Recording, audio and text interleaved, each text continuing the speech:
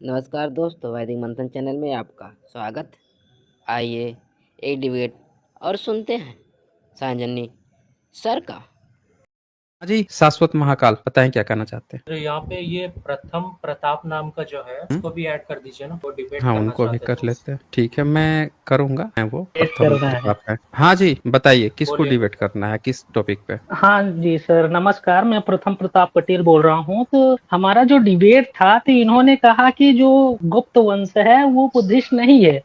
मैं कह रहा हूँ कि वो बुद्धिस्ट है। उनका जो भी इंस्क्रिप्शन मिलता है वो सब मिलता है, वो बुद्धिस्ट से जुड़ा हुआ मिलता है। और इनका क्लेम है कि वो बुद्धिस्ट नहीं है, और उसमें भगवत वर्ड भी आया हुआ है और भी कई वर्ड हैं जो कि वो बुद्धिस्ट का है। अगर रियल में देखा जाए, ट्रेस किया जाए, तो इनका यही मतलब मेन मुद्दा है। इस पे इनका कहना है। तो इनको हमने कहा कि ठीक है, अगर आपका है तो आप पूरा इंक्रिप्शन के साथ आइएगा और बताइएगा। मैं और अभी यहाँ जितनी भी पब्लिक है, मैं ऑन द स्पॉट 10K इनको ट्रांसफर करूंगा, अगर ये साबित कर देते हैं कि वो गैर बुद्धिस्ट डायनेस्टी थी तो। ठीक है, हमारे चैनल की तरफ से भी इनाम है, 15 लाख रुपीस दिए जाएंगे। बताएं हाँ, शशांक, आप अपने को म्यूट कर लीजिए। प्रथम अच्छा चले ही गए। चले शाश्वत महाकाल, आप बताएं कि गुप्त वंश आपको क्यों लगता है कि हिंदू वंश है। हिंदू नहीं कह रहा, मैं भागवत कह रहा हूँ। भागवतिज्म और ब्राह्मणिज्म था उस समय। भागवतिज्म जो था, भागवतिज्म वर्सेस ब्राह्मणिज्म चलता था उस समय। और भागवतिज्म में जो मेन थे वो आज में हम जिसे यादव कह रहे हैं, वो उस समय आभीर कहा जाते थे। सही है या नहीं? यादव नहीं और नहीं, आभीर जो है ना, वो एक अलग चीज है। आप ठीक है, मैं वो जो कह रहा हम हूँ वो गुप्त आप वंश की पहले बात सुन कर लीजिए। लेते हैं। आप पूरी बात कह लीजिए। आपने मुझसे पूछ लिया ना, पूछिए जी मत, जी। आप अपनी पूरी बात रखिए। तो मैं कह रहा हूँ, जो तब ब्राह्मणिज्म एक सेक्ट था, बिल्कुल है ना, जो वैदिक धर्मों पे मानते थे, या फिर उनका जो भी पौराणिक कुछ भी जो भी था। और एक तरफ था भागवतिज्म, जिसमें हम पंच विष्णु अवतारों को मानते थे, है ना। और विष्णु भगवान उसमें सबसे श्रेष्ठ थे। अब आप उसको किसी भी हिसाब से लीजिए, कावड़ हिसाब से लीजिए, गुप्त खुद गोप से आया है शब्द, है ना। तो मैं कह रहा था, जो भी गुप्ता रूलर्स हैं, जैसे कि समुद्रगुप्त हो गए, उनका इलाहाबाद स्टोन इंस्क्रिप्शन में उनको परम भागवत कहा गया है। आप कुमार गुप्त के भितारी पिल्लार इंस्क्रिप्शन में देख लीजिए, वहां भी उनको परम भागवत कहा गया है। मैं जो कोट कर रहा हूँ वो J.F. फ्लिट के Inscriptionum Indicarum volume 3 inscription of the early group 1888 का है। उसके बाद DC Sarkar select inscription volume 1 1965 इससे है। पहला मैंने जो कहा समुद्रगुप्त का। उसके बाद श्री चंद्रगुप्त परम भागवत राजाधिराज, पीएल गुप्ता कॉइन्स भारतीय विद्या भवन 1969। फिर कुमार गुप्ता भीतरी pillar inscription Parama Bhagavata Maharaj Dhiraj Kumar Gupta, D C Sarkar select inscription volume 1 1965। Shri Kumar Gupta Parama Bhagavata source Allan catalogue of the coins of the Gupta dynasty in the British museum 1914। जी सर, आप बोलिए। देखिए, ये तो आपने जितने भी लोगों का उदाहरण दिया है, ये 19वीं और 18वीं सदी के ब्रिटिश स्कॉलर हैं। डीसी सरकार जो है वो भारत के इंडियन स्कॉलर हैं। तो इन लोगों ने एक शब्द इस्तेमाल कर दिया परम भागवत, जबकि इन अगर लोगों ने नहीं किया भारत सर। में, मैं आपको बता सर देता आप हूँ। समझिए, अब आपने इन बात लोगों जो ने नहीं कही है, नहीं किया नहीं, आपने जो बात इंस्क्रिप्शन। कही है मुझे बोलने दीजिए। मैं आपकी कोई भी बात को मिस रिप्रेजेंट नहीं करूंगा। तो इन्होंने जो अनुवाद किया उसमें एक शब्द इस्तेमाल किया परम भागवत, और ये परम भागवत इंस्क्रिप्शंस पे लिखे हुए मिले या कॉपर प्लेट्स पे लिखे हुए मिले। तो परम भागवत जो शब्द है, ये इस नाम का कोई भी धर्म पूरे इतिहास में मिलता नहीं है। अगर आप ध्यान से देखेंगे तो इसका हमें पहले तो एक चीज समझना पड़ेगा कि ये शब्द का ओरिजिन क्या है। जैसे भागवत शब्द है, ये भागवत शब्द अचानक से गुप्त वंश में कहाँ से आ जाता है? क्या ये कोई अलग से एक धर्म चल रहा था, या कोई कोई एक पदवी थी जिसको किसी को कहा जाता था कि ये भगवत हैं? तो ये हमें उसके पहले के सारे इंस्क्रिप्शंस को देखना पड़ेगा। जब तक हम वो नहीं देखेंगे तो हम नहीं समझ पाएंगे कि एक्चुअल में इसका ओरिजिन कहाँ से आ रहा है। तो अगर हम उसके पहले जाते हैं, इंस्क्रिप्शंस की हम पहले बात कर लेते हैं। अगर हम उसके पहले जाते हैं तो हमें पहले ये देखना पड़ेगा जी कि जो सर। पुराने हेलो हेलो इंस्क्रिप्शंस सर, एक हैं। और बार कुछ बोल सकता हूँ? हाँ, बोल लीजिए। वो सुंडी का जो इंस्क्रिप्शन है, ठीक है। जी, Chittorgarh Rajasthan, second to first century BC. Okay, वहां पे ये शब्द मिला है, भागवतो संकर्षण वासुदेवायो। मतलब लॉर्ड संकर्षण मतलब कौन? बलराम, है ना। कैसे पता चला बलराम? बलराम, बलराम कैसे नहीं है? कैसे? संकर्षण किसे कहते हैं? शंकरसन से बलराम का क्या लेना देना है? बलराम का कैसे लेना देना है? मतलब कैसे, किसी इंस्क्रिप्शन पे अगर संकर्षण लिखा हुआ है तो संकर्षण को बलराम कहने का क्या मतलब है? क्या जो राजा लिखवा रहा था उसको बलराम नाम नहीं पता था? उस समय संकर्षण नाम चलता था, आज की डेट में लोग बलराम नाम बदल दिए उसका, आप ये कहना चाह रहे हैं? आप पंचवृष्णी अवतारों मतलब पंचवृष्णी का जब बात करते हैं तब संकर्षण को किससे पंचवृष्णि का रिप्रेजेंट किया इंस्क्रिप्शन पे पंचवृष्णि लिखा हुआ है, उस इंस्क्रिप्शन पे उस इंस्क्रिप्शन में नहीं लिखा, लेकिन नहीं संकर्षण और लिखा है। वासुदेव का तो अब मैं मेंशन है ना। अब मैं इतिहास को देखने का तरीका मैं आपको बताता हूँ। आप कहाँ पे कौन सी लॉजिकल फालसी के शिकार हो गए हैं उसको समझिए। इतिहास में देखने का जो तरीका होता है वो ये है, एक तो होता है चित्र, कि आपको कहीं पे चित्रित दृश्यिक सीन मिल गया, और दृश्यिक सीन मिल गया तो आपके माइंड में क्या चलता है, क्या चीजें पढ़े लिखे देखे सुने हैं उसके हिसाब से उसका इमेजिनेशन बैकग्राउंड आप तैयार कर लेते हैं कि ये इमेज इससे मिलती जुलती है, इस तरह की मैंने चीजें पढ़ी हैं, इसका मतलब ये चीज वही चीज है। आप सही भी हो सकते हैं, गलत भी हो सकते हैं, लेकिन आप अपना इमेज बना देंगे जैसा देखा सुना है। ये होती है एक चीज। दूसरी होती है, तो इसीलिए वो उतनी ऑथेंटिक नहीं मानी जाती, सेकेंडरी में चली जाती। जो प्राइमरी एविडेंस क्या कहता है कि उसमें लिखा हुआ क्या मिला। जब लिखा हुआ की बात करते हैं तो रॉक इंस्क्रिप्शंस जो हैं वो सबसे सॉलिड माने जाते हैं पुरातत्व में, कि उस पे क्या लिखा हुआ है वो चीज है। अब जब लिखा हुआ मिल गया तो उसकी अब बात आती है ना भाषा लिपि की, कि वो भाषा लिपि जो है वो जिस समय लिखी जा रही थी उसका उस समय मतलब क्या समझा जाता था उस समय। क्योंकि जैसे जैसे समय बीतता है ना तो वही वर्ड्स कभी पॉजिटिव बन जाते हैं या कभी निगेटिव बनते चले जाते हैं। तो ये उस समय कौन राजा लिखवाया, कौन से धर्म को मानता था, क्या चीजें उसके माइंड में चल रही थी, क्यों वही शब्द प्रयोग किया, उसके लिए अगर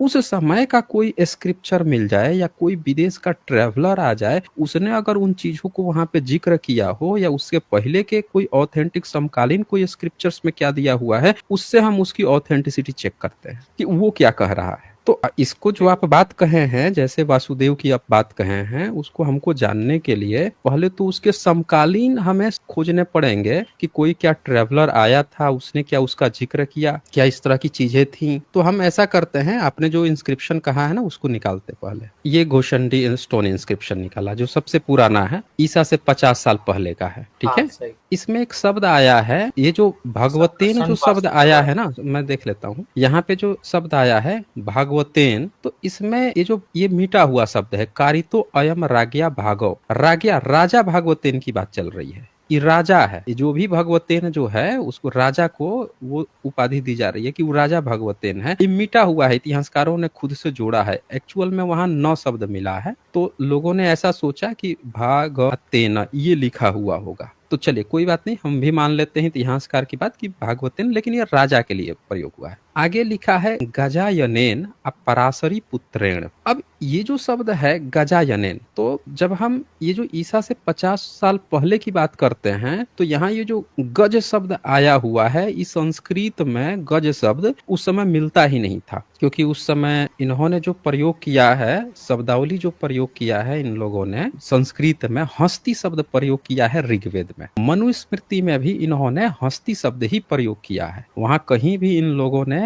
ये शब्द नहीं प्रयोग किया कि गज शब्द। गज शब्द बुद्धिज्म का है, उनकी आपको उसमें भी मिल जाएगा, जो मैं दिखा देता हूँ। ये देखिए ऋग्वेद का आप श्लोक देखिए, इन्होंने हाथी के लिए संस्कृत में देखेंगे गज शब्द नहीं प्रयोग किया। पूरे मनुस्मृति में, पूरे ऋग्वेद में हाथी शब्द मुश्किल से कुछ ही जगह, 4-5 जगह प्रयोग किया गया है, लेकिन क्योंकि उनके लिए ये नई चीज थी, उनको गज नहीं मतलब पता था। तो इसमें कहीं भी देखिए हिंदी में हाथी अनुवाद है, संस्कृत में कहीं नहीं मिलेगा गज, मिलेगा ही नहीं। देखिए हस्तिन लिखा है, मृगा यू हस्तिन, हस्तिन शब्द प्रयोग करते हैं। इसी तरह से आप ऋग्वेद में आगे देखेंगे गज हिंदी में अनुवाद किया गज, लेकिन क्योंकि इनके लिए गज शब्द बाद का है, पहले नहीं प्रयोग करते थे, हमेशा ही ये कुछ भी प्रयोग कर लेंगे। यहाँ देखिए फिर से हिंदी में, ऋग्वेद में गज हिंदी में प्रयोग किया, संस्कृत में नहीं है। ऐसे ही आप देखिए हस्ती शब्द प्रयोग किया, मेगा ना हस्ती, और हिंदी में हाथी। इसीलिए आप मनुस्मृति देख लीजिए, यहाँ भी हस्ती को प्रयोग किया, हिंदी अनुवाद हाथी किया, गज इनके लिए है ही नहीं। यानी वो जो अभिलेख लिखवा रहा था वो कोई गैर वैदिक राजा लिखवा रहा था। जो घोषंडी अभिलेख की जिसकी चर्चा करते हैं, हम लोगों ने उसकी बहुत बारीकी से भाषा विज्ञान में जाके चेक किया कि भारत के इतिहासकार ने क्या क्या झूठ बोला है, पब्लिक को कैसे भ्रमित किया है। जो शब्द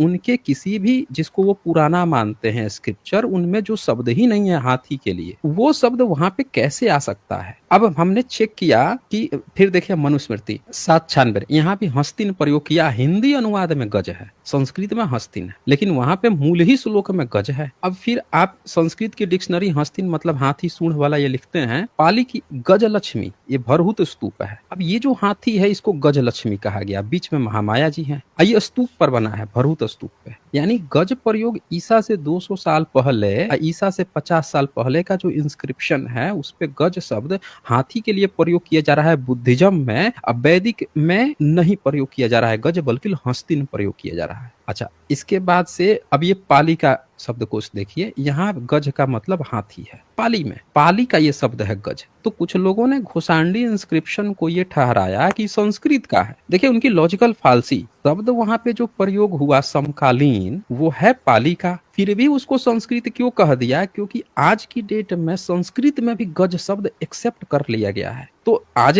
एक्सेप्ट कर लिया गया है कि गज का मतलब हाथी होता है, लेकिन भैया उस समय के जो स्क्रिप्चर आप बोलते हो कि ईसा से 200 साल पहले, हम उनकी बात ही मान लेते हैं कि ऋग्वेद था उस समय, तो उसमें नहीं है। मनुस्मृति आप कहते हो ईसा से 200 साल पहले लिखा गया, चलो हम मान लेते हैं आपकी बात को, लेकिन उसमें भी तो नहीं है गज, गज उसमें भी नहीं है, लेकिन पाली में है गज। तो इससे ये पता चलता है कि वो शब्द, वो इंस्क्रिप्शन लिखवाने वाले बुद्धिस्ट लोग थे। अच्छा, अब हम एक और उसके अगले पॉइंट पे चल जाते हैं, उस पे आ जाते हैं। अगला जो शब्द है हमने उस पर एक लंबी स्ट्रीम भी कर रखी है घोषांडी पे। दूसरा है पराशरी पुत्रेण।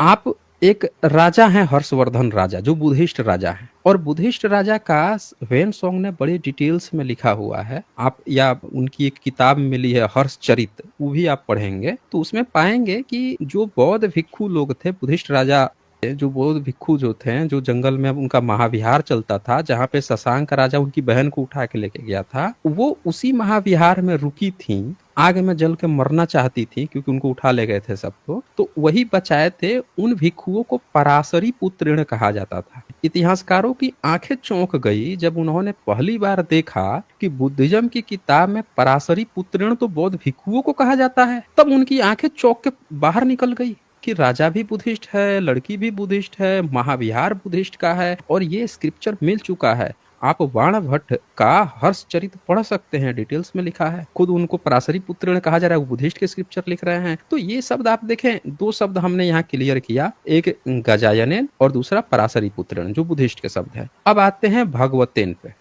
तो इससे पहले के इंस्क्रिप्शन पे चलते हैं कि घोषांडी तो ईसा से 50 साल पहले है। अब हम उनसे भी पहले सम्राट अशोक के इंस्क्रिप्शन पे चलते हैं। तो सम्राट अशोक का जो इंस्क्रिप्शन है, ये देखिए, ये पिपरावा बुद्धिस्ट वेस इंस्क्रिप्शन प्राकृत में लिखा है, और प्राकृत में यहाँ पे लिखा है 1 नंबर, फिर नीचे 2 नंबर, इयम सलील निधने बुधस भगवते। यहाँ बुधस प्राकृत में भगवते कहा जाता था, बुधस भगवते शकिया नाम। आप नीचे देखेंगे संस्कृत में इसका संस्कृताइज किया गया है, तो क्या लिखा गया है? बुधस्य भगवत शक्या नाम, यानी बुधस्य भगवत, बुध को कहा जाता था भगवत। ये तो हुआ एक इंस्क्रिप्शन। इनका ही सम्राट अशोक का एक और इंस्क्रिप्शन दिखाता हूँ, बैराट का इंस्क्रिप्शन। इसकी तीसरी लाइन आप देखेंगे तो यहाँ भगवता बुधेन, ये भी प्राकृत में लिखा है। यहाँ भी बुध के पहले भगवता शब्द आया है, भगवता बुधेन, यानी वो जो परम भागवत की उपाधि आ रही है, भगवत शब्द कि कोई परम भागवत है, यानी वो क्या है? जैसे सम्राट अशोक लिखा रहे देवान प्रियन, देवों के प्रिय हैं, तो परम भागवत भी एक उपाधि है जो भगवत का, महाभागवत है जो भगवत को मानने वाला महाभागवत है, वो उपाधि आ रही है, यानी वो किसी चीज को डिनोट कर रहा है। भगवत कौन है? उस सम्राट अशोक के इंस्क्रिप्शन से पता चलता है कि बुध के पहले भगवत लगता था, बुध को भगवत कहा जाता था। तो ये तीसरी लाइन में लिखा है भगवता बुधेन। छठी लाइन देखिए, इसमें भी लिखा है मादा वुषा बादम अधिका, एक मिनट, अधिगिच्य भगवता बुधेन। फिर से यहाँ भगवता बुधेन आया है, यानी बुद्ध को सम्राट अशोक के समय उनको ही भगवत कहा जाता था। यही चीज चल के आगे बनती है। अच्छा, ये प्राकृत के इंस्क्रिप्शन है, पाली पाकित के। यानी भगवत शब्द को आप ये भी नहीं कह सकते कि संस्कृत का है। अब एक और चीज दिखाता हूं आपको, ये बेशनगर गरुणा पिलर, ये भी प्राकृत का इंस्क्रिप्शन है, डीसी सरकार ही दिए हैं। यहाँ भी ये लिख रहे हैं हेलियोडोरस का, ये हेलियोडोरस का है। अब यहाँ सबसे खास बात आप देखिए कि लैंग्वेज इसकी प्राकृत है, ईसा से 200 साल पहले, 200 से 100 साल के पहले। इसमें सबसे खास जो बात क्या कही गई है कि इसमें जो वासुदेव शब्द बनाया गया है, इसमें सूदे शब्द नहीं है, लेकिन इतिहासकार कहते हैं कि उसको सूदे मान लेना चाहिए, तो हम मान लेते हैं वासुदेव व स, लेकिन लैंग्वेज तो प्राकृत है। सोचिए इस समय आपकी कोई संस्कृत लैंग्वेज नहीं है, इस समय वासुदेव अगेन प्राकृत लैंग्वेज में आता है। यानी वासुदेव शब्द भी संस्कृत नहीं, प्राकृत में आता है। अब यहाँ पे बात आती है, इस इंस्क्रिप्शन को हम चर्चा करें तो आपके घोषंडी से भी पहले वासुदेव शब्द आ रहा है, प्राकृत में आ रहा है। तो पाली पाकित में वासुदेव शब्द कहाँ पे था, आपको इसके डिटेल में जानना होगा कि भाई आखिर कहाँ पे था वासुदेव शब्द। तो उसके लिए मैं आपको दिखाता हूँ, त्रिपिटक तथागत बुद्ध के परिनिर्वाण के 10 साल बाद ही गठित हो रहा था, और त्रिपिटक में खुदक निकाय में वासुदेव के बारे में चर्चा आई है। मैं त्रिपिटक खोल के आपको दिखाता हूँ ताकि आपको ये पूरा कंफर्म हो जाएगा कि ये जो ईसा से 200 साल पहले ये जो भगवत शब्द, ये वासुदेव शब्द आया ही कहाँ से आया है। क्योंकि वासुदेव शब्द ऋग्वेद में नहीं है, याद रखिए, ऋग्वेद में सीधे कृष्ण शब्द है। इनके ऋग्वेद में जहां कृष्ण एक असुर है जिसकी हत्या कर रहा है इंद्र, तो ये वासुदेव शब्द अगेन जैसे गज शब्द बुद्धिस्ट से आया, उसी तरह से ये वासुदेव किसी ऋग्वेद या वैदिक से न आके, और वैसे भी उनसे आता तो ये संस्कृत में लिखा होता, लेकिन है प्राकृत में। अब प्राकृत में पाली पाकित किसकी भाषा है, बुद्धिज्म की भाषा है। यानी फिर से बुद्धिस्ट राजा लिखवा रहे हैं सब। ये जो राजा हेलोडोरस आया है जिस क्षेत्र से, मिनांडर के क्षेत्र से आया है, रिप्रेजेंटेटिव बन के, मिनांडर अपने सारे सैनिक के साथ बुद्धिस्ट बन गया। उसके नाम पे मिलिंद पन्हो किताब लिखी गई है, आज भी अवेलेबल है। तो आप देखिए कि हाँ, जहां से आता है राजा वो बुद्धिस्ट क्षेत्र है। एक बुद्धिस्ट राजा जिस दूसरे क्षेत्र में जाता है, विदिशा में, मध्य प्रदेश में, वहां का राजा भागभद्र बुद्धिस्ट है, और उसके यहाँ ये इंस्क्रिप्शन फिर से प्राकृत में लिखवा रहा है, यानी संस्कृत का आता पता नहीं। अब हम आ जाते हैं कि वासुदेव सब प्राकृत में उस समय बुद्धिस्ट में था कि नहीं था, उस पर हम चर्चा करते हैं। तो इसके लिए मैं त्रिपिटक ओपन करता हूं। त्रिपिटक में खुदक निकाय का जातक कथा का सीरियल नंबर है 454, यानी कि 454, यानी 454 नंबर कथा, घत जातक कथा। अब बुद्धिज्म में एक घत जातक कथा है जिसमें तथागत जो हैं उनके नाम से एक कथा कही गई है कंस व कंस की, जिस पर मैंने डिटेल्स में पिछली स्ट्रीम की हुई है साइंस जर्नी पे, सैटरडे को कोई भी देख सकता है डिटेल्स में। यहाँ पे मैं सिर्फ आपको ये बता देता हूँ कि इसमें एक अतीत कथा वो सुनाते हैं, एक कहानी सुनाते हैं कि एक उपासक आया हुआ है, उसका बच्चा मर गया है, उस शोक में है। तो वो कथा एक सुनाते हैं, मार्मिक कथा, कि कैसे एक राजा था कंस उपकंस, उसकी कैसे एक बहन थी देवगर्भा, कैसे उनका जो बच्चा हुआ, उन बच्चों को मारने के लिए कंस उपकंस चाहते थे मार दें, लेकिन वो अपनी दासी से इंटरचेंज कर लेता है। वो बच्चे 10 बच्चे बच जाते हैं। उसमें से सबसे बड़ी जो बेटी थी वो उसका नाम था अंजना देवी, और उसके बाद से जो बच्चा हुआ उसका नाम वासुदेव था। तो यहाँ पे देखिए कृष्ण नाम नहीं आता, यहाँ पे नाम आता है, ये देखिए, इस भेद को कोई नहीं जानता था। नीचे से दूसरी लाइन, देवगर्भा के ज्येष्ठ पुत्र का नाम वासुदेव पड़ा, दूसरे का बलदेव। आप जो कह रहे थे ना शंकरसन को बलराम मान लेना चाहिए, नहीं। देखिए यहाँ पे पाली पाकित की किताब है, यहाँ पे वासुदेव कृष्ण शब्द नहीं आता। इंस्क्रिप्शन में भी वासुदेव शब्द आया है, इंस्क्रिप्शन भी प्राकृत का है। तो यहाँ पे क्या आता है, पुत्र का नाम वासुदेव है, दूसरे का बलदेव, तीसरे का चंद्रदेव, यानी देव शब्द भी बुद्धिज्म का है, पाली पाकित की किताबें देखिए। चौथा सूर्यदेव, पांचवा अग्निदेव, छठा वरुण देव, ये वरुण नाम भी बुद्धिस्ट का है, इसमें सारे नाम आ रहे हैं। सातवां अर्जुन, आठवां प्रद्युम्न, नौवां ये घट पंडित है, मिसप्रिंट के कारण सत लिख दिया है, घट पंडित, और 10वां अंकुर था। और ये सब अंधक वेणु दासपुत्र 10 दुष्ट भाई के नाम से प्रसिद्ध हुए। यही दुष्ट जो थे इनको राजा कंस बुलाता है, ये सब उसको मार डालते हैं, सत्ता हथिया लेते हैं, आखिरी में आपस में ही लड़ झगड़ के मर जाते हैं। पूरी डिटेल्स में मैंने दिखा रखा है, जिसको देखना है देख सकता है। तो यहाँ आप देख सकते हैं कि बुद्धिज्म में जो त्रिपिटक सम्राट अशोक, मतलब आपका जो घोषंडी अभिलेख है, ईसा से 50 साल पहले लिखा गया। ईसा से 250 साल पहले सम्राट अशोक तृतीय संगीति करवा चुके थे, जिसमें वो 7 किताबों का जिक्र भी करते हैं बुद्धिज्म का। तो ये किताबें सोचिए 3 संगीति हो चुकी थी सम्राट अशोक। जो इंस्क्रिप्शन यानी वासुदेव शब्द प्राकृत में पहले से था, और यहाँ पे इतनी खूबसूरत ढंग से इसको दिखाया गया है कि कैसे वो पूरे जम्बूद्वीप का राजा बनता है, कैसे वो उसको भी शोक संताप हो जाता है, बेटा उसका भी मर जाता है, कैसे घत पंडित उसको उस शोक से बाहर निकालता है, कैसे उन दोनों के बीच में वार्ताएं होती हैं, कैसे बुद्धिज्म के वो एक दूसरे को उपदेश देते हैं। वही चीजें आगे चल के इन लोगों ने अर्जुन से और कृष्ण गीता के नाम से परोस दी है। तो ये चीजें पहले से थी, लेकिन बुद्धिज्म में थी। अगर आपका वहां पे जो वासुदेव को आप भागवत बोलने की कोशिश कर रहे हैं, तो वो देखे मैंने दोनों शब्द दिखाए, वासुदेव भी, वो भी बुद्धिज्म में है, और उससे पहले के स्क्रिप्चर में, उसके पहले का स्क्रिप्चर अगर हम आपकी बात मान ले कि चलो ऋग्वेद आपका पहले का स्क्रिप्चर है, तो उसमें कृष्ण शब्द है, न कि वासुदेव। अब आप कैसे इस चीज को डिफेंड करेंगे कि वो वासुदेव आपका वासुदेव है, आपका कृष्ण है?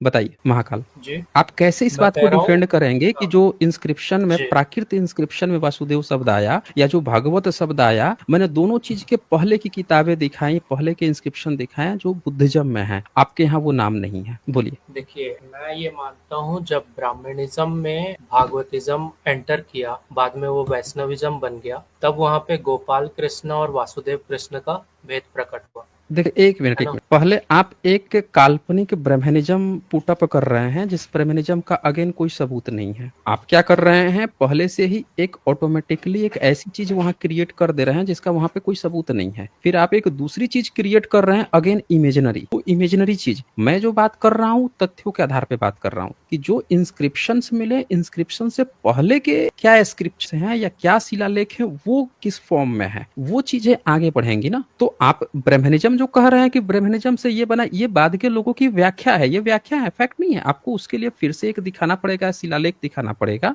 या कोई ऐसी चीज दिखानी पड़ेगी, तर्क ऐसा दिखाना पड़ेगा कि आपका कोई ब्रह्मनिज्म अगर उससे पहले होगा तो ऑफकोर्स संस्कृत होगा, तो आपको एक संस्कृत का एविडेंस दिखाना पड़ेगा, उनके इंस्क्रिप्शंस दिखाने पड़ेंगे कि उन्होंने इसका कैसे प्रयोग किया, कब किया, कहाँ पे अस्तित्व में थे, कौन सी भाषा लिपि बोलते थे, क्या उनके बाद के स्क्रिप्चर में कहीं उस भाषा लिपि का जिक्र है, क्यों उन्होंने कृष्ण शब्द ही अपने स्क्रिप्चर में बार बार प्रयोग किया, क्यों उन्होंने ऋग्वेद में ही कृष्ण प्रयोग किया, वासुदेव को बाद में क्यों उन्होंने शब्द इस्तेमाल किया, ऋग्वेद में क्यों नहीं वासुदेव इस्तेमाल किया, ये आपको जवाब देने पड़ जाएंगे। फिर बताइए। तो फिर आप कहना चाहते हैं कि भागवत और जो पंच वृष्णि की बात हो रही है वो थे ही नहीं कभी। पंचवृष्णि किस शिलालेख पे आया है? पंचवृष्णि तो आप जानते हैं ना, जो हीरोज हैं नहीं वृष्णि नहीं, देखिए क्लैन हम के, किसी भी ऐसी संकर्षण चीज जो वासुदेव। संकर्षण वासुदेव जो शब्द है, वासुदेव यहाँ बुद्धिज्म का है, ये मैं आपको दिखा चुका कि उससे पहले बुद्धिज्म में था। आपके स्क्रिप्चर में अगर हम बात करें ऋग्वेद की, तो वहां पे वासुदेव न होके कृष्ण है। मैं आपको कहें तो ऋग्वेद ओपन करके भी दिखा देता हूँ, वहां वासुदेव शब्द नहीं है, कृष्ण ऋग्वेद। अब मैं उसको खोजता हूँ, अगर आप मुझे मिल जाता है वो भी मैं आपको दिखा दूंगा। ऋग्वेद में हमने हालांकि इसको दिखा रखा है ऑलरेडी कि वहां पे कहीं भी आपकी वो नहीं है, वासुदेव शब्द है ही नहीं। आप इस बात को मैं मिल गया, ये देखिए, अगर पहले से आपका वासुदेव शब्द चला आता ना इंस्क्रिप्शन में, आप कहते कि इसीलिए ऋग्वेद से आया है, तो एक बार को कोई मान भी लेता आपकी बात को। मैं तो आपको इस बात को भी मान लिया कि आप कह रहे हैं कि भाई ऋग्वेद अगर वैदिक इनका पुराना है तो भी नहीं मैच कर रहा ना, तो भी नहीं मैच कर रहा। ये देखिए, ये ऋग्वेद है, इसमें अगर आप देखेंगे ध्यान से तो वासुदेव शब्द न प्रयोग के सीधे कृष्ण है। ये 96वां सूक्त है, और इसमें जहाँ पे चर्चा आई है कृष्ण की कि ये सब मारते हैं, उनको हत्या करते हैं, ये देखिए, ये आया है ना यहाँ पे 13 नंबर कि अंशुमति के तट पर विराजमान अपने 10,000 सैनिकों के साथ आक्रमण करने वाले कृष्णा, हिंदी में सूर लगा दिया। अगर आप संस्कृत में देखेंगे तो कृष्णो लिखा हुआ है, ठीक है। यहाँ कृष्णा ये कृष्ण वीडियो पर देखा था मैंने आपका, ये वीडियो प्रत्याक्रमण कर इंद्र ने उस शत्रु को उसकी सेना सहित पराजित किया। यानी संस्कृत स्क्रिप्चर जो है वो वासुदेव वर्ड को नहीं तरजीह देते हैं। अगर उस इंस्क्रिप्शन को कोई भी, एक चीज और है ना कि वो प्राकृत में लिखा है, ये भी तो आप देखिए, पाली पाकित में लिखा है, और पाली पाकित में वासुदेव बुद्धिज्म का शब्द है। उस जब त्रिपिटक की कथा को आप पढ़ेंगे तो वासुदेव को सारिपुत्र कहा गया है, उसमें घत को तथागत बुद्ध का ही रूप माना गया है, उनकी बहुत प्रतिष्ठा है। यहाँ पे आप देखिए कि कृष्ण को आपके किताब में एक विलेन के तौर पे दिखाया जा रहा है, जिसको आप पुराना मान रहे हैं कि कृष्ण की हत्या इंद्र कर दे रहा है, शत्रु को उसकी सेना सहित पराजित कर दिया। फिर देखिए 14 नंबर में फिर से कहा गया है कृष्ण शब्द प्रयोग हुआ है, नभो न कृष्ण। उस समय इंद्र ने कहा, मैंने अंशुमति के तट पर गुफाओं में स्थित कृष्णा को देख लिया है। हिंदी अनुवाद में जानबूझ के सूर लगा रहे हैं, ये हे बलशाली मरुतो, मैं तुम्हारी सहायता की इच्छा करता हूँ, संग्राम में उसका संहार करो। यहाँ मारने पीटने काटने की बात है, यह वासुदेव शब्द नहीं है। यानी वासुदेव शब्द का ही एंट्री जो है बुद्धिज्म से हुआ है उस इंस्क्रिप्शन पे, न कि वैदिक से हुआ है। तो आप अब भगवत शब्द जिस गुप्त वंश की आप बात कर रहे हैं वो भी सम्राट अशोक में बुद्ध के लिए प्रयोग हुआ, वासुदेव भी बुद्धिज्म की किताब के बोधिसत्व के लिए प्रयोग हुआ। दो बात हुई। अब हम आ जाते हैं ना गुप्त वंश के समकालीन पे। एक्चुअल में गुप्त वंश के अभिलेख को पढ़ के कोई अपनी कैसी भी व्याख्या कर सकता है, लेकिन जब हम किसी समकालीन उसके समय के अगर देखें, जैसे ह्वेनसोंग आए थे तो ह्वेनसोंग 629 में आए थे और गुप्त वंश 3री से 6ठी सदी तक रहा ही था। तो वो क्या कहते हैं गुप्त वंश के बारे में, एक बार वो आप देख लेंगे ना तो आपको थोड़ा लग जाएगा कि भैया समकालीन उनके समय के लोग जो हैं क्या कहते थे। मैं ह्वेनसोंग की नोट्स खोल देता हूँ। जब आप मल्टीपल सबूत देखेंगे ना तब देखें, भारत के इतिहासकार गपोड़िया हैं सब, वो जानबूझ के अपना धर्म स्थापित कर रहे हैं क्योंकि उनका धर्म का एविडेंस नहीं है तो कुछ भी व्याख्या कर देंगे, लेकिन एक्चुअल जो सबूत होता है उसको कोई नकार नहीं सकता है। अब मैं आपको यहाँ पे ले चलता हूँ ह्वेनसोंग के नोट्स पे। तो ये ह्वेनसोंग का नोट्स है और इसमें चैप्टर है प्रदेशों का वर्णन, 4था अध्याय टक्का। अब इसमें ना एक मिहिर कुल का चर्चा आता है। ये देखिए, मिहिर कुल 5वीं सदी का यानी गुप्त वंश के समय का एक हूण शासक था।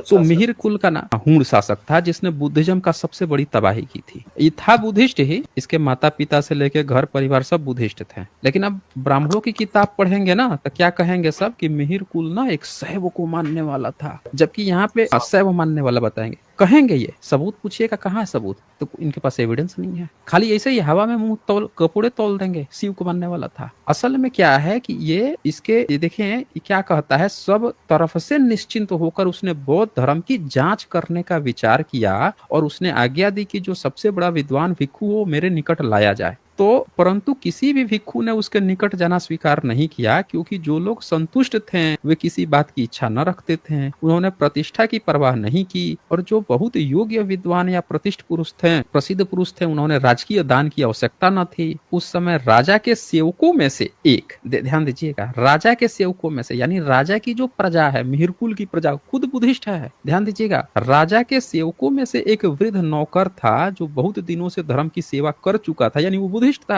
उस पुरुष बहुत योग्य विद्वान, सुवक्ता और शस्त्रार्थ के उपयुक्त था। भिक्षुओं ने उसी को राजा के समक्ष भेज दिया। अब देखिए, यहाँ कहीं चर्चा नहीं आई है कि ब्राह्मण था, ब्राह्मणवादी था, ब्राह्मणों से डिबेट करने के लिए बुद्धिस्ट को बुलाया, बल्कि क्या रहा है, बुद्धिस्ट को खुद बुला रहा है, आइए भैया हम कुछ हमको बताइए। लेकिन ये लोग नहीं जाते हैं, अब भेज देते हैं उसी के एक नौकर को, यानी उसकी प्रजा भी बुद्धिस्ट है। अब आगे देखिए, वो इससे गुस्सा हो जाता है कि हमारे राजा का तुम लोगों ने अपमान किया है, मैं तुमको मारूंगा। तो अब उसी समय गुप्त वंश का राजा है, आगे ये देखिए मगध राज बालादित्य, ये बालादित्य है, पढ़िए तो जरा क्या लिखा है। मगध राज बालादित्य बौद्ध धर्म की प्रतिष्ठा और प्रजा का पालन बहुत प्रेम से करता था। जिस समय उसने मिहिरकुल राजा के इस अन्याय और दुष्टता का समाचार सुना, वह बहुत सावधानी के साथ अपने राज्य की रक्षा में तत्पर होकर उसकी अधीनता से विमुख हो गया। मिहिरकुल ने उसे परास्त करने के लिए चढ़ाई की। बालादित्य राजा ने इस समाचार को पाकर अपने मंत्री से कहा कि मैंने सुना है कि चोर लोग आ रहे हैं। अब यहाँ ध्यान दीजिएगा एक बात को, यहाँ मगध राज, मगध में 5वीं सदी का जो राजा है मगध राज यानी गुप्त वंश का, वो कौन है, बालादित्य, जो बौद्ध धर्म की प्रतिष्ठा और प्रजा का पालन बहुत प्रेम से करता था।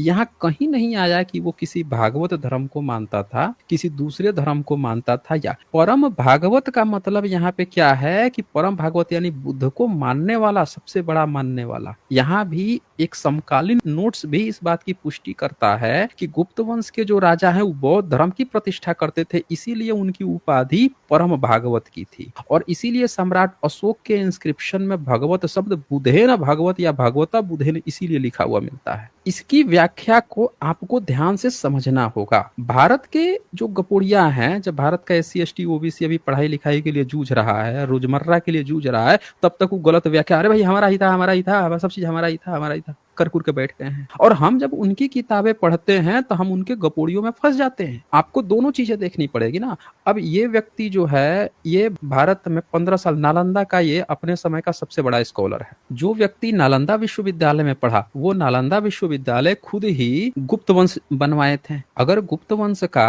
अपना कोई भागवत एक पैरेलल में कोई दूसरा धर्म होता तो उसकी पढ़ाई के लिए एक और यूनिवर्सिटी खोलते। कहते कि चलो भैया बुद्ध के लिए खोल दिया, एक अपने भागवत धर्म के लिए हम खोल देते यूनिवर्सिटी। क्या आपने कहीं सुना है कि गुप्त वंश ने कोई भागवत यूनिवर्सिटी खोली थी? उनके कोई सबूत मिले हो? नहीं, बुद्धिज्म का ही यूनिवर्सिटी चला रहे थे। तो हमें एक्चुअल में क्या है, आपकी गलती बिल्कुल भी नहीं है। आपने ना सारे इतिहासकारों को पढ़ा और पढ़कर सोचा कि यार सारे इतिहासकार कैसे झूठ बोलेंगे। लेकिन हमने जो आपको अभी एक व्यू दिखाया कि इतिहास को पीछे के पैटर्न से जब आप खोजते आएंगे, उनके सिमिलर और समकक्ष जो स्क्रिप्चर्स है उनको उठाएंगे, तब आपको ये पता चल जाएगा। अब यहाँ पे एक और बात दिखाता हूँ। यहाँ से तो ये बात हो गई, एक बात और मैं आपको जो दिखाना चाहता हूँ वो भी जरा देखिए। ये उसको भी जानना बहुत जरूरी है। कुमार गुप्त का, जिस कुमार गुप्त को ये लोग बोल रहे हैं कि ये मिल गया वो मिल गया, उसी कुमार गुप्त का एक इंस्क्रिप्शन मिला और एक चित्र मिला। उसने अपना चित्र भी बना रखा था। ये देखिए, लिखित में उसका प्रमाण मिला।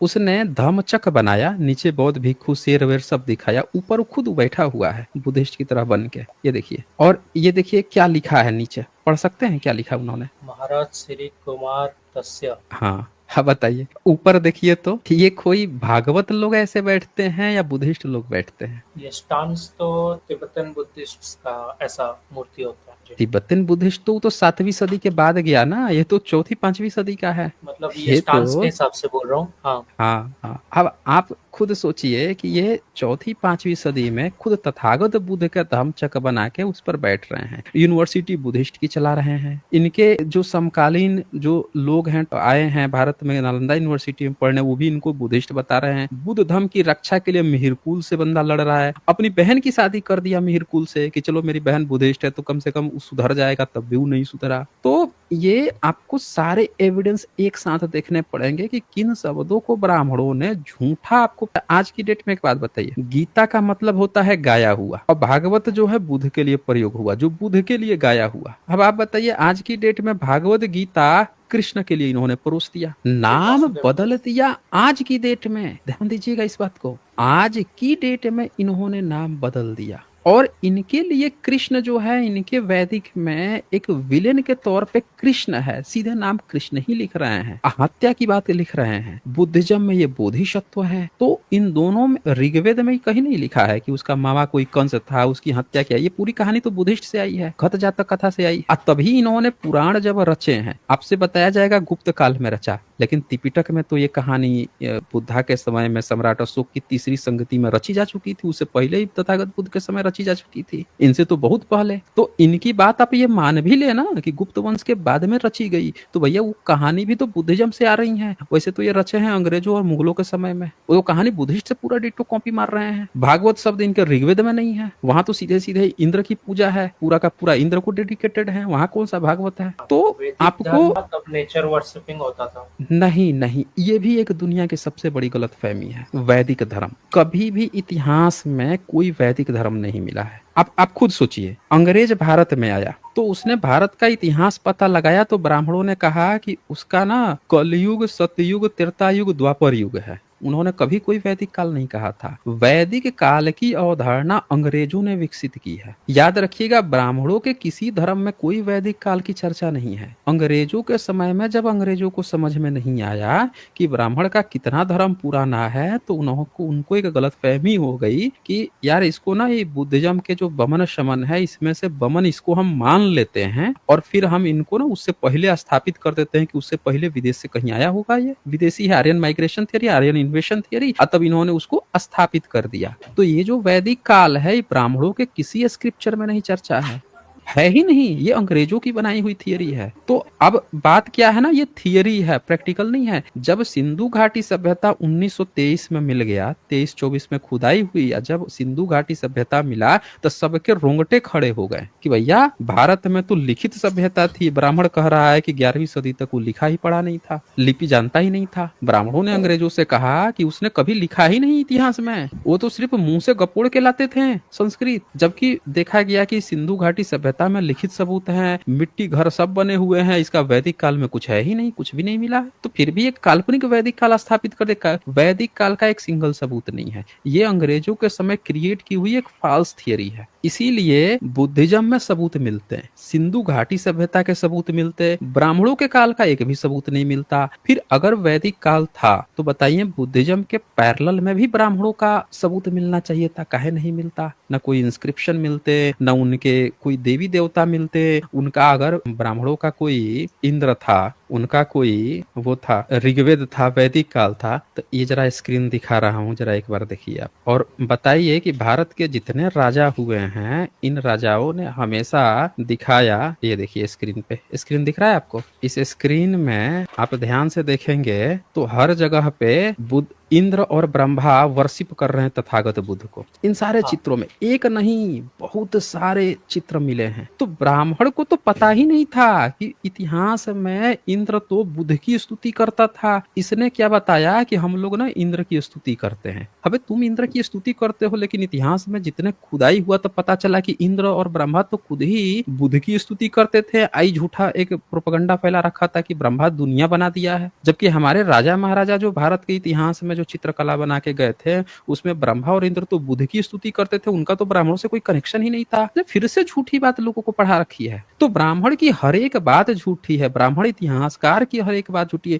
भाई देखिए, आप गलत हो सकते हैं, मैं गलत आज हो सकता हूँ ना, लेकिन जो जमीन से खोद के जो सबूत मिल रहा है वो कैसे गलत होगा? अगर इतिहास में ब्रह्मा विष्णु महेश राम कृष्ण था तो उनके काहे नहीं सबूत मिले? सबूत तो इंद्र का मिल गया, ब्रह्मा का मिल गया, लेकिन दोनों स्तुति कर रहे हैं बुद्ध की, इसका मिला। और वासुदेव का तो अभी भी नाम नहीं है यहाँ पे, मतलब कृष्ण का और राम का तब भी नहीं है। ब्रह्मा और इंद्र मिल गए लेकिन बुद्ध के साथ मिले। तो ब्राह्मण ने हमेशा झूठी बात बोली है। अगर इसका वैदिक काल चला आ रहा होता ना तो बीच में इंद्र बैठा होता और नीचे जो है ब्राह्मण यज्ञ हवन कर रहा होता, ये मिलता। ब्राह्मणों ने कहीं जिक्र किया? तो मतलब देखिए, हमें जो बचपन से पढ़ाया जाता है कि जो ब्राह्मणों का धर्म था उसका अनटचेबिलिटी ये सब के चलते बुद्धिज्म बना था। देखिए, अगर ऐसा कुछ होता ना, ये कौन पढ़ा रहा है? अगेन फिर ब्राह्मण पढ़ा रहा है। देखिए, उसकी जब 10 बातें झूठी हो गई ना तो आप देखिए कैसे होता है। आपको जाना है दिल्ली से बेंगलोर जाना है, पुणे जाना है, तो आप क्या करो, दिल्ली से रास्ता आप पकड़ोगे बेंगलोर का, तब ना वहां पे पहले ही आपने दिल्ली की जगह जो है यूरेशिया का रास्ता पकड़ लिया। आप कभी पहुंच पाओगे? यूरेशिया से आप यूरोप इधर उधर मार भागे पड़े हुए हो, आप कभी सही डायरेक्शन में नहीं पहुंच पाओगे। ब्राह्मण की सबसे पहली ही झूठ जो है वो पकड़ा गई, बेस ही उसका गड़बड़ हो गया।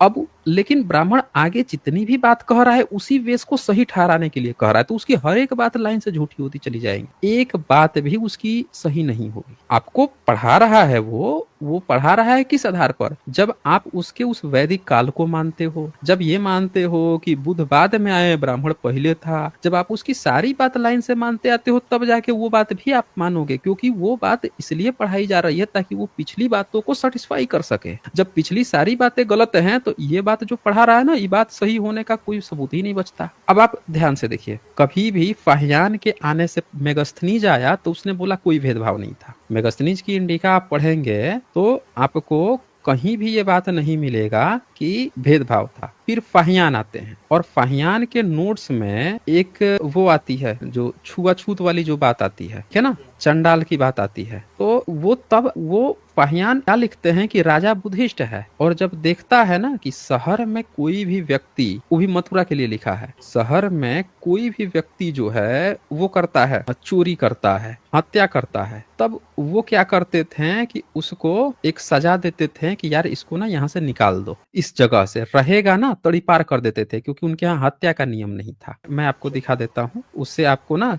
पता चल जाएगा कि शुरुआत कहाँ से हो रही है, आपको क्या झूठ पढ़ाया गया। ये आपको सारी बात नहीं ना बताते, सब सारी बात बता देंगे तो इनकी बात ही पकड़ में आ जाएगी। अनटचेबिलिटी जो है अगर रहती तो मेगस्थनीज बता दिया होता, फाहियान भी कह देते कि भारत में अनटचेबिलिटी थी, अब बुद्धिज्म इसीलिए आया। बुद्धिज्म की शुरुआत जो हुई है वो बुद्धिज्म के पूर्व 27 बुद्ध की विचारधारा को आगे बढ़ाने के लिए हुई। मथुरा, फाहियान जब मथुरा पहुंचे तो यहाँ पे उन्होंने ये लिखा, ये देखिए, यहाँ से दक्षिण मध्य देश देश दक्षिण भारत कहलाता है, यहाँ शीत और उष्ण ऋतु का समान है। अब आगे आप जब पढ़ेंगे तो लोग राजा की भूमि जोतते, देखिए व्यवहार की लिखा पढ़ी और पंच पंचायत कुछ नहीं है, लोग राजा की भूमि जोतते और उपज का अंश हिस्सा देते हैं, जहां चाहे जहां चले जाए। चौथी पांचवी सदी का है। फिर कहता है राजा न प्राण दंड देता है न शारीरिक दंड देता है। राजा बुद्धिस्ट है ना, तो बुद्धिज्म में कभी भी किसी को प्राण दंड या शारीरिक दंड नहीं दिया जाता, हाँ वायलेंस नहीं किया जाता। अपराधों को अवस्थानुसार उत्तम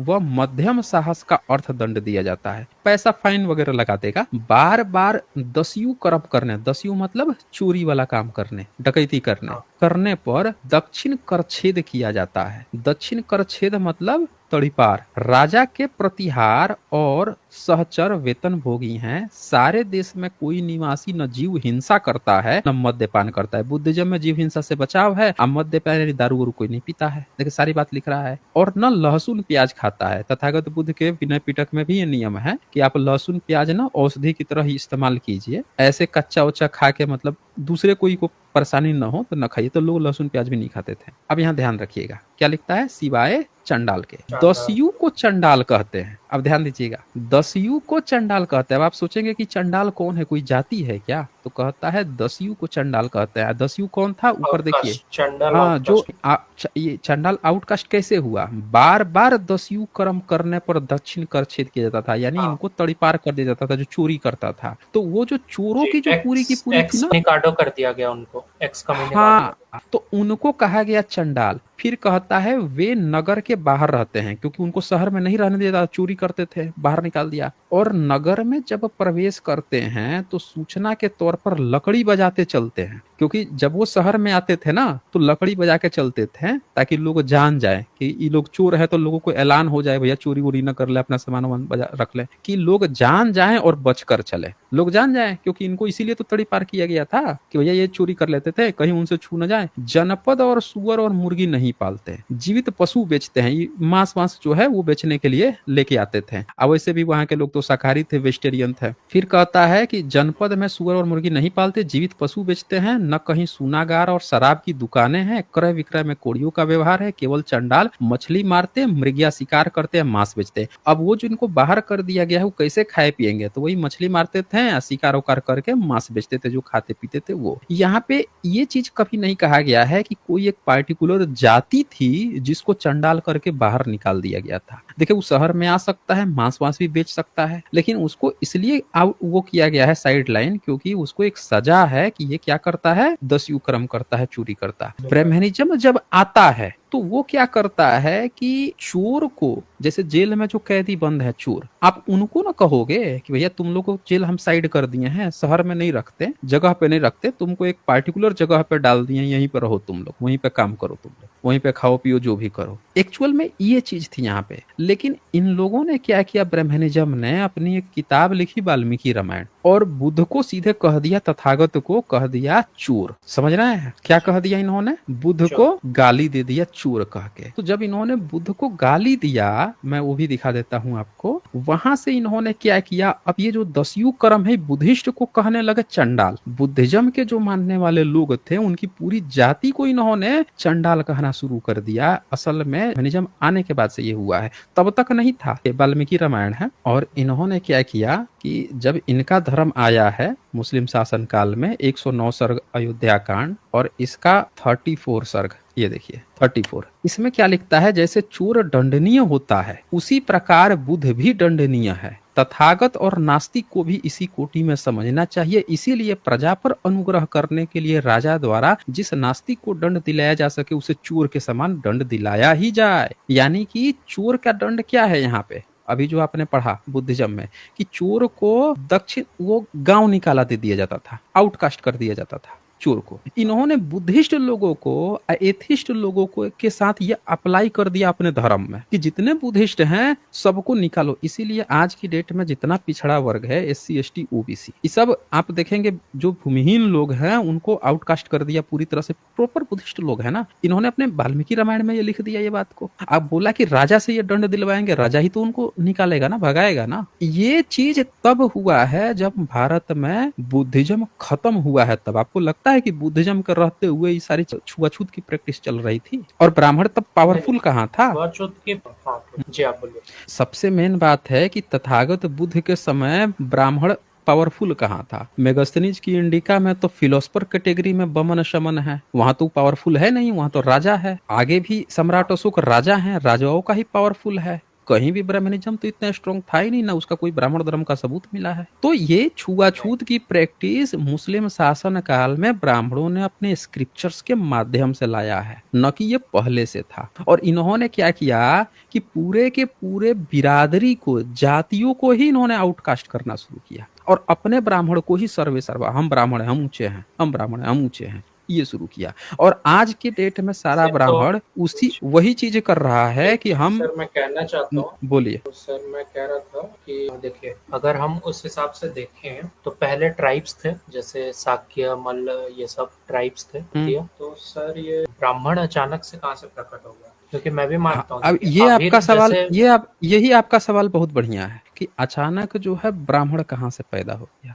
अब आप इसके लिए आप साइंस जर्नी पे मैंने वीडियो बनाई है, चचनामा पे 2 वीडियो बनाई है, उसको आप देखिए। 7वीं सदी में सिंध में पहली बार एक बमन राजा बनता है, और बमन राजा जब बन जाता है, जब हार जाता है, और उसके सारे ब्राह्मण ही गद्दारी करते हैं उसके। इनका काम था कि बुद्धिस्ट में घुस के, इनका वैदिक धर्म नहीं था उस समय, ये बुद्धिज्म में घुस के अब बुद्धिज्म की रीति रिवाज पालन करते थे ब्राह्मण। लेकिन ये क्या किए थे कि पूरा समाज के साथ गद्दारी कर दिए। गद्दारी करके इन लोगों ने मुस्लिम से मिल जाते हैं, और वहां का जो राजा था मोहम्मद बिन कासिम, उसके साथ उन्होंने समझौता किया। समझौते का हिस्सा क्या था कि पीढ़ी दर पीढ़ी इनको सारी जागीरदारी मिलेगी और कोई मुस्लिम शासक इनको उस जागीरदारी से नहीं हटाएगा। अभी तक भारत में क्या थी कि मेरिट के आधार पे दिया जाता था, जो अच्छा होगा उसको रखते थे राजा। इन लोगों ने मुस्लिम से इसी बात पर डील कर ली कि अब हमारा शासन रहेगा, हमारे बाद हमारे बेटे का रहेगा, हमारे बाद।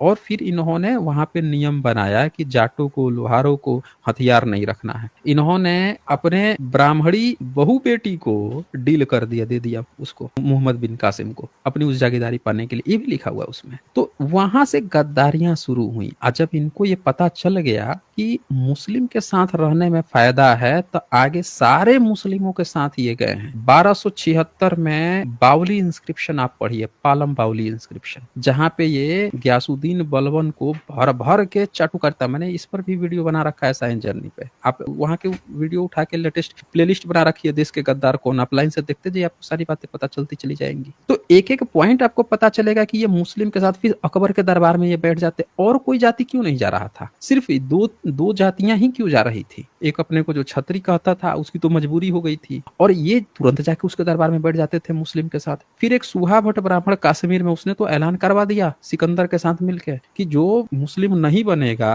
वो कश्मीर में नहीं रहेगा, घाटी में नहीं रहेगा, उसको मारो काटो, नहीं तो मुस्लिम बन के रहना पड़े। अपनी बेटी का विवाह मुस्लिम से कर दिया। काला पहाड़ ब्राह्मण जो है, रायचंद ब्राह्मण, उस पर मैं जल्द ही स्ट्रीम करूंगा या वीडियो लाऊंगा। उसने तो उड़ीसा में घुस के, ओडिशा जी मैं भी सब तो वहां पे बुद्धिस्ट का महाविहार था, महायान का, जगन्नाथ का, आग में झोंक दिया, कब्जा कर लिया। अब वैष्णव वाले उसके पास से कब्जा कर लिए। फिर उसने जो है कोटक का मंदिर उसको तोड़ा, उसका नाम काला पहाड़ मूर्ति भंजक रख दिया गया उस ब्राह्मण का। तो आप देखिए ब्राह्मण तो पूरा घुस घुस के उसका भी सर दो विनाश कर रहा है। इधर वो केरानी अफगान मुस्लिम था या फिर नहीं, वो कोई थियरी नहीं है, वो रायचंद ब्राह्मण था, वैष्णव ब्राह्मण था वो। जिस वैष्णव और भागवत की आप बात कर रहे हैं ना, वो वैष्णव ब्राह्मण था वो। और वही वैष्णव ब्राह्मण ने पहले तोड़ा, अब उसके बाद से वैष्णवों का वहां पे कब्जा हुआ। फिर उसने क्या किया था, उस पर मैं करूंगा, जल्द ही स्ट्रीम करूंगा। तो आप ये लाइन से देखिए कि जब मुस्लिम भारत में आते हैं, तो भारत की एक जाति जो है मुस्लिम से मिल के उनका धर्म प्रचार प्रसार करवा रही है, उनके दरबारी बन रही है। भारत में ब्राह्मण तभी अस्तित्व में आया, उसके पहले ब्राह्मण का कोई अस्तित्व नहीं है। अगर होता ना उसके पहले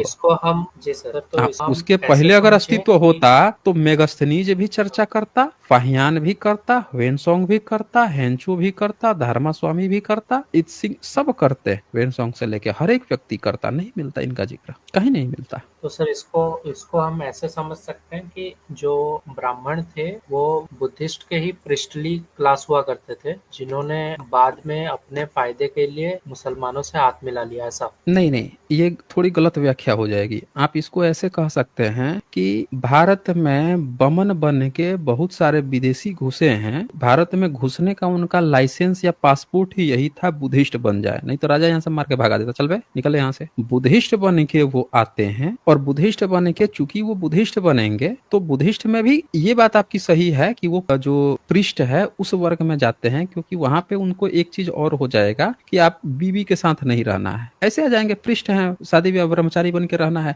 इसीलिए जो जनरल ब्रह्मनिज्म की जो डीएनए है, फीमेल डीएनए, वो भारतीयों से मिलता है, उनके अपनी बीवी नहीं मिलता, विदेश का यूरेशिया से नहीं मिलता, इसीलिए नहीं मिलता। तो ये इसमें हो सकता है कि वो घुसे हैं, बुद्धिस्ट ही बन के घुसे हैं, उनका कोई वैदिक धर्म नहीं था, जैसे ही मौका मिला है चौका मार दिए हैं, तुरंत मुस्लिम से मिल गए हैं। मिलने का कारण क्या था? क्योंकि वो अपने को विदेशी फील करते थे, देखा कि अब यहाँ फायदा है तो उसमें शिफ्ट हो लिए, ये आप कह सकते हैं।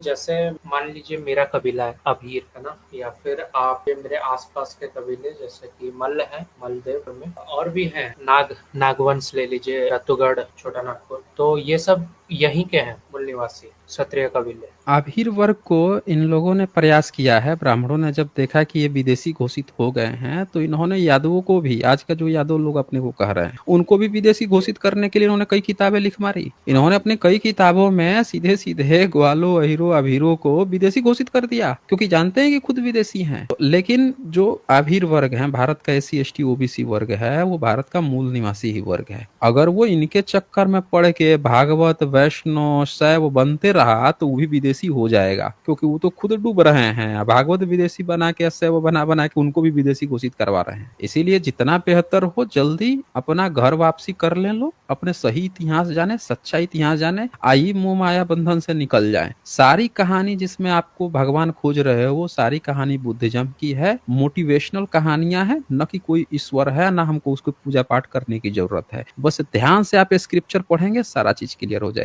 मेरे ख्याल से आपको महाकाल ओवरऑल आप क्या कंक्लूजन निकालेंगे, बताइए। सर मैं एक चीज मतलब मैं समझना चाहता हूँ कि जो अपना आभीर वर्ग है ये ब्राह्मणों से बहुत देर तक दूर रहा, जूझता रहा, लड़ता रहा, है ना। आप बुक्स पढ़ेंगे तो आपको ये क्लियर हो जाएगा पूरी तरह से। तो वो भागवतम को एक एस्केप प्लान समझता था ब्राह्मणों के उससे, धर्म से। नहीं, भागवतिज्म आया है, वो आया है ना इसके समय में, जो 15वीं सदी में काला पहाड़ जो है ना, उसके समय में आया है। जिस भागवत की आप बात कर रहे हैं उसी समय से एक चेंज आया है। पंडा सब बड़े समय से नजर जमाए हुए था। 12वीं 13वीं सदी में जब नॉर्थ इंडिया में वो चल रहा था, मुस्लिम्स का कब्जा हो गया था, और उसके बाद से ब्राह्मणों ने जिस तरह से वो कब्जा कर लिया सारे बुद्धिस्ट महाविहारों पे, तो उड़ीसा में 17वीं सदी तक बुद्धिस्ट बना हुआ था। तो वहां पे पंडों की नजर जो है पड़ रही थी बार बार बुद्धिस्ट महाविहार पे। तो इन लोगों ने क्या किया कि वो किया, आप समझिए कि मतलब काला पहाड़ के बाद से इन लोगों ने जगन्नाथ पे कब्जा किया, तब इन्होंने वैष्णववाद चलाया। और जो वैष्णववाद चलाया ना, उसमें बुद्धिस्ट के ही शब्द को इस्तेमाल किया। मैंने इस पर भी स्ट्रीम कर रखी है, अगर आप रुकिए मैं दिखाता हूँ आपको, वहां से आपको क्लियर हो जाएगा। ये किताब जो है ना अंग्रेजों के समय में लिखी गई थी, रिसर्च करके लिखी गई थी। इस पर उस समय के जो कोर्ट के वो थे उनका भी, चीफ जस्टिस का भी है। ये देखिए बंगाली रामायण, ये बंगाली रामायण लिखी गई और 1920 में लिखी गई थी, यूनिवर्सिटी ऑफ कलकत्ता से। ये देखिए honourable sir Ashutosh Mukherjee, CSI MADL DSc PhD, chief justice of Bengal, ये भी डेडिकेटेड इनको किया गया है। तो ये जो किताब है ना, इसमें राय साहब, दिनेश चंद्रा सेन भी ये भी है भाई, इन्होंने इसमें आपको दिखाया है सच्चाई उसके बारे में। उड़ीसा वाले में दिखाता हूँ मैं आपको देख के आश्चर्य होगा। बहुत कुछ ही लोग बताते नहीं है ना, उससे क्या होता है कि लोग सच जान नहीं पाते। ये देखिए, उड़ीसा के इतिहास से हम जानते हैं कि प्रांत 15वीं शताब्दी में भी बौद्धों का गढ़ था। दिख रहा है आपको, we learn from the history of Orissa. हाँ, तो लिखा है ना यहाँ पे, वी फाइंड द कड़चा। हम 1511 ईस्वी में लिखे गए गोविंद दास के कड़चा में पाते हैं कि चैतन्य ने बड़ी संख्या में बौद्धों से मुलाकात की थी। 16वीं सदी में 1511 यानी 16वीं सदी में चैतन्य वहां पे अपना पहुंच गया था अपना प्रचार प्रसार करने के लिए भागवत का उड़ीसा में। सब लोग बुद्धिस्ट थे। देखिए ये भी लिख रहा है कि 16वीं सदी तक सब के सब जो है बुद्धिस्ट थे उड़ीसा। यानी आपका जो ओरिजिन है 15वीं सदी से 16वीं सदी से पहले का है तब बुद्धिस्ट थे। आपको भागवत में कन्वर्ट कर दिया, भागवत खोज रहे हैं हर जगह, क्योंकि उसने आपको क्या किया ना, ब्रेन वॉश कर दिया। एक बार जब आपको उसमें घुसेड़ दिया, अब जैसे भारत के मुस्लिम हैं, एक बार मुस्लिम में बन गए हैं तो आज भी वो अरब में अपना इतिहास खोज रहे हैं कि हमारे मोहम्मद साहबी थे अरब में ही कर। जब उनसे बात करो तो अरब की बात करने लगता है। अरे भाई भारत में आप यहाँ रहे हैं, मोहम्मद के जन्म से पहले भी आपके भारतीय यहीं पे थे, तब भी वो बुद्धिस्ट थे, नहीं जानते वो। तो जो जिस धर्म में घुस जाता है ना उसको वही पट्टी पढ़ा देते हैं। तो ये 16वीं सदी तक आप सब बुद्धिस्ट थे। आपको जब से वो भागवत पढ़ाया ना तभी से तो ये फर्जी फर्जी किताबें लाई जा रही हैं ताकि आपको उसी में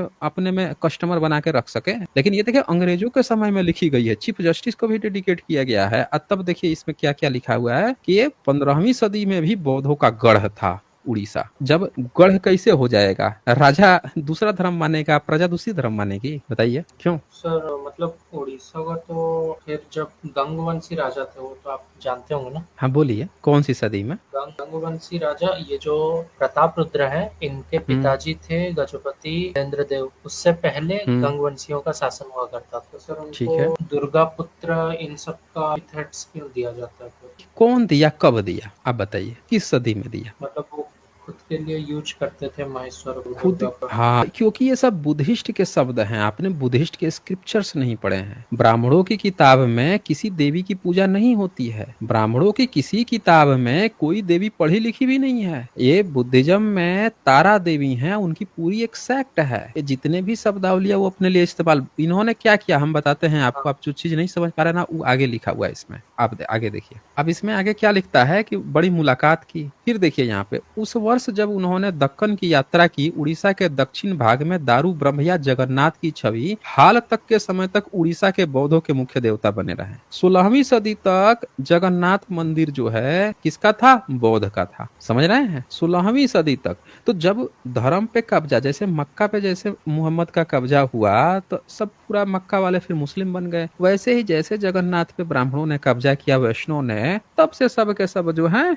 इनके भागवत अब इसके चक्कर में पड़ गए। तो इन्होंने एक और काम किया, शब्दावलियां सारी बुद्धिस्ट की, ज्यादा अंतर नहीं किया। जैसे मोहम्मद ने ज्यादा अंतर नहीं किया था वैसे ही बुद्धिस्ट के चीवर पहन के आज भी मक्का में तवाफ करते हैं सब। तो जाएंगे देख के हैरान रह जाएंगे, भाई जिंदगी भर मुस्लिम बने रहते हो, मक्का में जाके तुम बुद्धिस्ट की तरह चीवर पहन के बुद्धिस्ट की तरह लगते हो परिक्रमा करने मक्का की। मस्जिद की तो हमने कभी नहीं देखा करते हुए। तो सेम यहाँ पे वही पैटर्न है। क्या कहता है कि बौद्धों के मुख्य देवता, श्री स्टर्लिंग द्वारा किए गए विवरण से हमें पता चला कि राजा प्रताप रुद्र के दरबार में बौद्धों का पहले बहुत प्रभुत्व था, फिर वैष्णवों ने उखाड़ फेंका, अब वैष्णव ने बाद में कब्जा किया है। यानी कि यहाँ पे क्या पता चल रहा है कि आपका धर्म परिवर्तन कराया जा रहा है। जैसे जगन्नाथ लूटा गया वैसे राजा के समय में राजा क्या करेगा, देखेगा कि भैया कौन किसका कब्जा हो रहा है, क्या चीजें चल रहा है, उधर को मुड़ रहा है। यानी कि आपसे आप जो गुप्त वंश चले गए थे, पीछे चले गए थे, आपका इतिहास कहता है कि आप 15वीं सदी तक तो बुद्धिस्ट थे, 16वीं सदी तक बुद्धिस्ट थे, धीरे धीरे आप